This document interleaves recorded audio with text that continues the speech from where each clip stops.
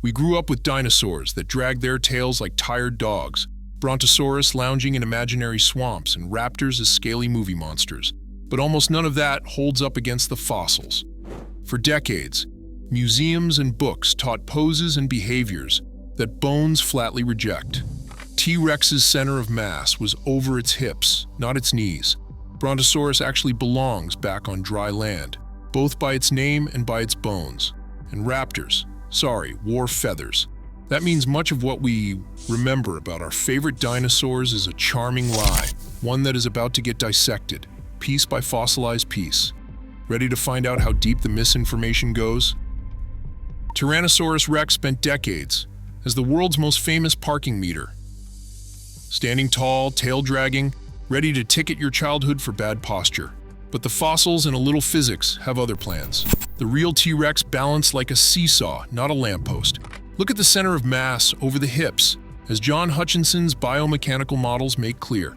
When scientists mapped out the mass of Sue, the Field Museum specimen, with catalog number FMNH-PR 2081, they did not just guess, they used muscle scars, bone thickness, and computer simulations to pinpoint where all that weight had to go. It turns out that if you stand T-Rex upright like an old museum mount, the center of mass tips forward, and the whole body goes off balance. The only way to keep 6 tons of dinosaur from face planting is to tilt the spine forward, use the hips as a pivot, and let the tail stretch straight out behind, never touching the ground.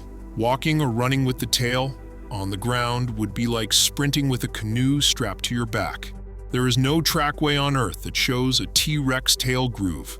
Every fossil footprint, every sediment trace, comes up clean behind the feet. The tail was muscle-packed, not a limp cable, acting as a dynamic counterweight. This is not a minor tweak, it is a total posture overhaul. The old upright stance is not just outdated, it is biomechanically impossible. So when you picture T-Rex, erase the image of a giant lizard leaning on its tail. Instead, see an athlete, spine nearly horizontal, tail floating high, all that mass balanced perfectly over the hips. That is not just a new look. It is a forensic correction, anchored in physics and bone. T-Rex didn't just walk like an athlete, it hunted like one too. The old rumor that it was only a lumbering scavenger does not hold up under fossil scrutiny. Take the famous Edmontosaurus tail, with a T-Rex tooth sunk deep in the bone. The wound healed, meaning the duck-billed dinosaur survived the bite. That is not a leftover meal. That is a failed attack. The predator bit, the prey escaped, and the evidence grew back together around the tooth. In paleontology, that is as close as you get to catching T-Rex red-handed. There is more. Some T-Rex fossils show bite marks that match their own teeth on feet and arms, no less. Cannibalism is not out of the question, but these patterns fit with feeding, not just fighting. Scattered bones from different aged tyrannosaurs sometimes turn up together, hinting that these giants did not always hunt alone. Maybe not wolf packs, but definitely not the solitary monsters of Saturday morning cartoons. Now about speed. Jurassic Park had T-Rex outrunning a Jeep at 45 miles per hour. In reality, biomechanical studies put the top speed in the 11 to 17 miles per hour range. That is fast enough to chase down most prey, but not to win any drag races. Muscles and bones set the limit.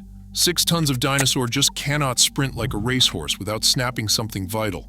Instead, T-Rex was built for power, thick legs, massive thighs, and a stride that could cover ground efficiently, if not at breakneck speed. Think linebacker, not greyhound. So the real T-Rex is a predator with the bite to prove it, a runner in bursts but not a sprinter, and a hunter whose legend survives because the bones keep telling the story. The upright, tail-dragging scavenger is out. The balanced, active, and sometimes messy predator is in. In 1877, Othniel Charles Marsh named a colossal dinosaur Apatosaurus ajax. Just 2 years later, Marsh found another giant skeleton and named it Brontosaurus excelsus, the thunder lizard.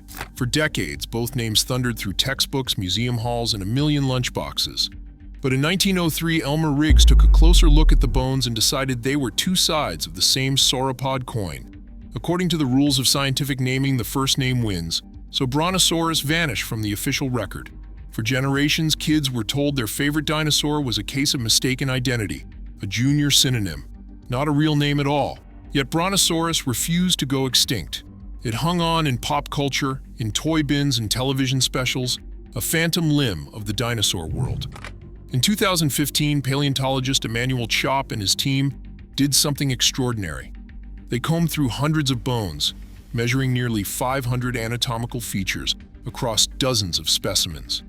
Their analysis, published in Peer J, showed that Marsh's original Brontosaurus was not just a copy of a Apatosaurus after all. Subtle differences in the neck, the shoulders, and the ankles proved distinct enough to bring Brontosaurus back from synonymy. Suddenly, the name that haunted childhoods everywhere was restored to scientific respectability. For all the pedantic corrections and erased labels, it turns out the thunder lizard was real, just waiting for the evidence to catch up. Brontosaurus has always looked at home in a swamp, at least if you grew up with those classic paintings of necks poking out of misty water and legs hidden below the surface. But the bones tell a different story, and they do not need footprints to make their case. Start with the limbs. Brontosaurus was built on 4 massive columns, each leg shaped less like a crocodile's splayed limb, and more like the pillars of a Greek temple. The upper arm and thigh bones are thick, straight, and engineered to bear weight directly from above, not to paddle or sprawl. Cross-sections of the femur and humerus reveal dense, load-bearing bone tissue. No sign of the hollowing or lightness you would expect in an animal adapted for swimming or wading. Look at the joints. The knees and ankles lock into place to keep that 40,000-pound frame upright, not to flex and kick against currents. The shoulder and hip sockets point straight down, channeling the animal's bulk vertically to the ground. In biomechanical studies, these limb bones can withstand staggering compressive forces, far more than any aquatic animal would ever need. If Brontosaurus had tried to live chest-deep in water, its legs would have been overbuilt for the job, and its lungs would have struggled with pressure long before its bones gave out. Every inch of Brontosaurus says land animal. The skeleton is a blueprint for terrestrial life, not a life half-floated in a Jurassic pond. The swamp-bound giant of childhood is a myth. What the fossils give us is a heavyweight walker, perfectly adapted for a dry, solid world. Microraptor doesn't care about nostalgia. In 2003, Xu Xing and his team announced a fossil from Liaoning that looked more like a murder crow than a movie monster. The slabs did not just show bones, they showed a halo of preserved feathers, long veins stretching from arms, legs, and tail. This was not a fuzzy outline or a maybe molt, it was a blueprint for a 4-winged animal, with flight feathers arranged in layers, barbs and all. The details were so clear, you could count the feather filaments and see how they overlapped, like a prehistoric origami project.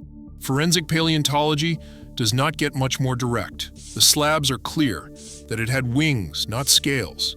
But the evidence did not stop with Microraptor. In 2007, Mark Norell and his colleagues at the American Museum of Natural History described a Velociraptor arm bone, specifically the ulna, with a row of tiny bumps along its edge. These are quill knobs, the same anchor points where modern bird feathers attach to bone.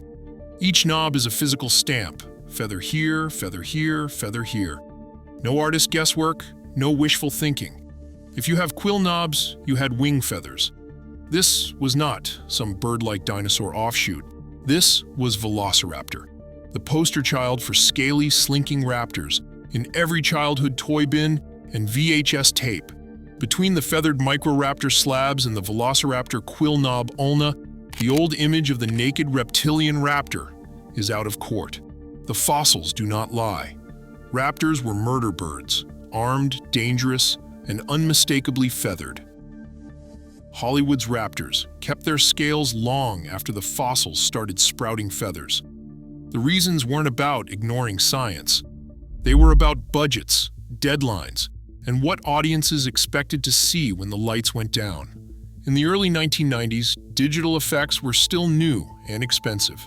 Every extra detail, like a full coat of feathers, meant more time, more money, and a bigger headache for animators already wrestling with the limits of the technology. Even rubber suits and animatronics had their limits. Scales could be painted, but feathers needed to move, flex, and look convincing up close.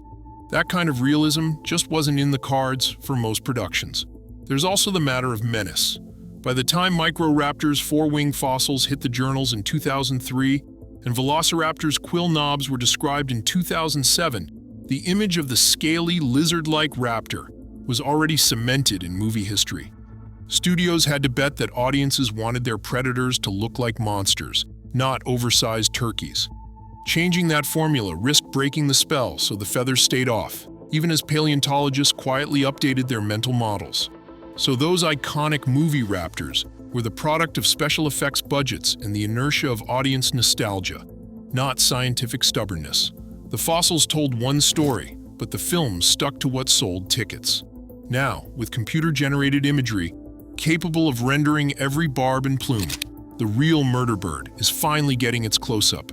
The invitation stands: keep the claws, keep the attitude, but let the feathers in. Your inner child can handle the upgrade.